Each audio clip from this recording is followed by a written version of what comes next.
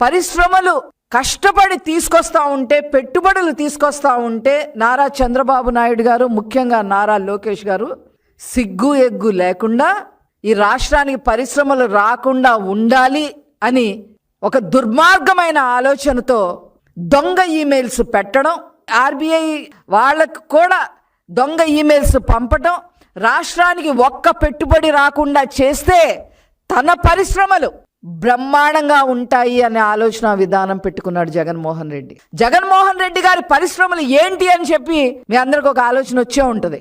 నకిలీ మద్యం ఒక పరిశ్రమ అతనికి, గంజాయి దందా ఒక పరిశ్రమ అతనికి, అక్రమ మైనింగ్ ఒక పరిశ్రమ అతనికి, ఆడవాళ్ళు కిడ్నాపులు చేసేసి వేరే రాష్ట్రాలకు పంపడం ఒక పరిశ్రమ అతనికి.